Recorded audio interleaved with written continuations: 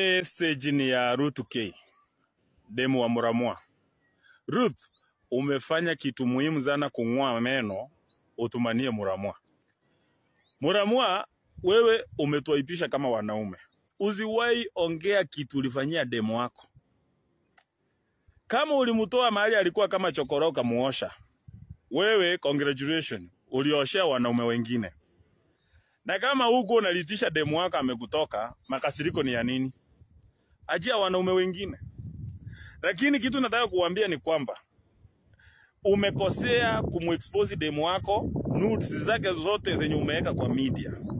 Enda udelete. Ruth K, uko na maisha. You have a right to live. Ruth K, wewe stop exposing Muramua. Hata usiongelee Muramua. I want you to drop all posts zenye ulidrop against Muramua. Kwa sababu Muramua na wewe kuna kitu muhimu aliwahi kufanyia. Kuna kitu muhimu ilikupeleka kwake na mkaishi pamoja. Na Muramua kuna kitu muhimu aliona kwako, akakupenda mkaishi pamoja. Kando na hiyo meno. Kwa sababu I don't think kama ingekuwa meno angekutoa kwa soko. So Muramua, umekosea sana kuexpose Ruth K kwa sababu huyu ni mwanamke amekupikia kwa muda mrefu. Mahali mumetoka ni mbali.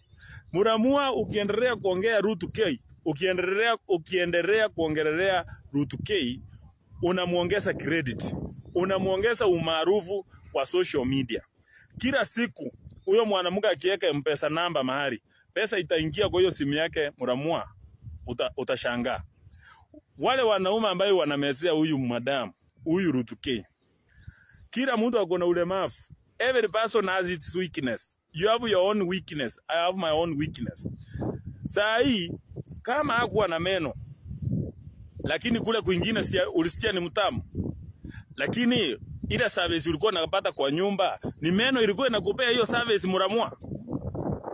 Kando na hiyo meno, hebu tuambie kitu umefanyia huyo dem. Na tunataka kujua wewe kama unajitambua ni mwanaume kamili. Mbona una expose yeye vitu zenye mlikuwa mnafanya wakati mlikuwa na raha? Mwanaume wewe kama uko na pesa inakutosha. Why do you expose this kuma?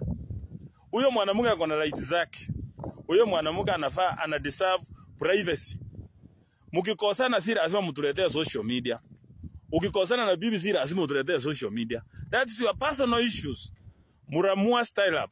And any man, ukiachana na mwanamke, wacha kufuata vitu ulimununulia. Na wewe mwanaume kama umetana mwanamke, usikubali uende kwa nyumba ya mwanamke. Mwanaume ukipatana na demu, usiwahi hamia kwa demu. Na kitu yoyote mwanamke ananunua kwa hiyo nyumba, amenunua hata kama ulimpea pesa, hiyo kitu ni ya huyo mwanamke. Hata upe mwanamke pesa ngapi anunue vitu za kutumia kwa nyumba, hizo vitu ni za mwanamke. So akiama, anaama nazo. Lakini wewe kama mwanaume uko na akili, usifuate vitu umenunulia mwanamke kama uko na akili. Na ukiachana na mwanamke, acha kuongelea mambo ya mwanamke kabisa, aende. Uenda mkarudiana. Hakuna wanaume wako maraika huko kwingine. Hakuna mwanaume kamili anaweza enda kabisa asahau kukumbuka mwanamke wamezaa naye. Muramua, wewe kama uko na mtoto na huyo madam, Ruth wako na mtoto wako. Mimi nataka kukuambia hivi, ongoja mtoto afika 17 years ya kutafute. Hiyo mama yenye watu wanakuambia mbona umekubali akaenda na mtoto, huyo ni unyokonyoko. Ruth atarudisha mtoto ama mtoto atarudi kutafuta baba yake. Hiyo upuzi ulifanya